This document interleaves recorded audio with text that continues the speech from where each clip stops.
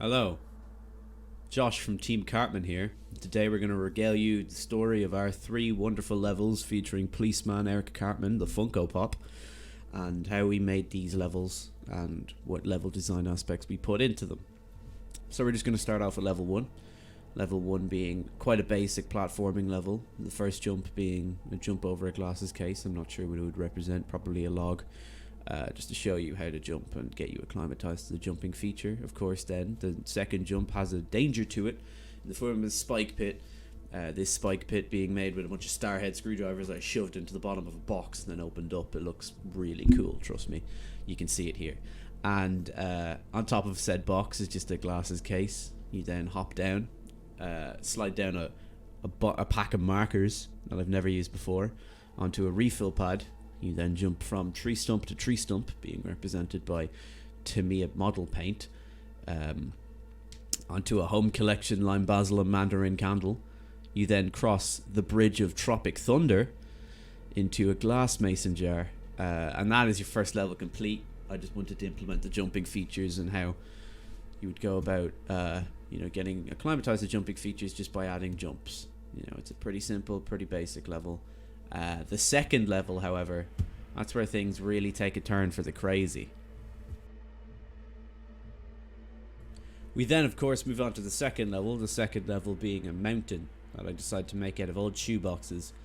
I decided to add in a lot of environmental dangers into this level, some more dynamic dangers to get you used to the dynamic dangers that we're going to see in level 3. So I decided to roll some starhead screwdrivers down a refill pad. Maybe it's an avalanche, a rock fall, who knows. You then have to make your way up the mountain, jumping from platform to platform, climbing up.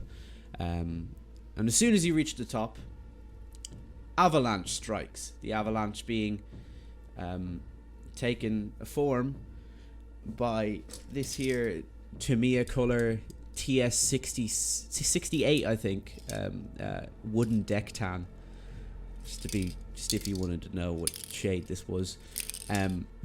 So Cartman then has to ski down the hill, dodging trees. However, I didn't want to go shoving some pens or starhead screwdrivers or anything through my refill pads, so I just spray painted where I think the trees would go and where you would dodge them. This being a top-down section, I think that might be cool. Yeah. Of course, then, indicated by the smiley face on the bottom, that is the end of the level.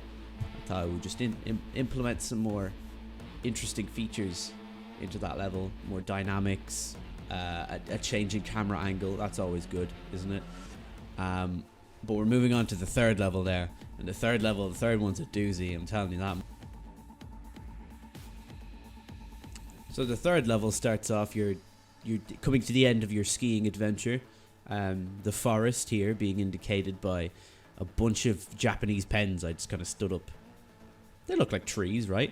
You then, of course, are greeted with the final boss of your adventure, the German battleship Bismarck.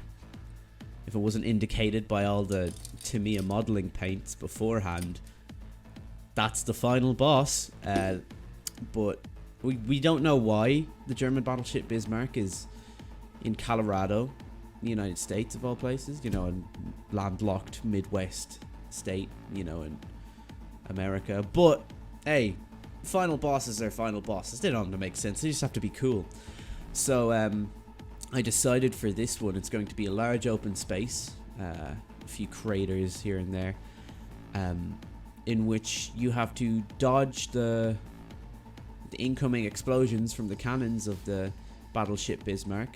The cannons being indicated by kind of like, I didn't know how to indicate them, so I used the Tamiya model paints again. I'm sorry, but they were just going to be expanding red rings and then explosion, bam. If you get caught in that, you go back to the checkpoint indicated by the 2 cans of spray paint. Then, of course, there's going to be a rock climbing section. You climb up the rock climbing section, dodging missiles and other stuff being shot by the battleship Bismarck. And then atop the Timberlands box is a Glock. You then shoot the Bismarck and you finish the level. the Glock could be an, I don't know, like an anti-boat missile, but it's just something to finish the level. Okay, I was really running out of materials. A man only has so much stuff in his room before it becomes weird.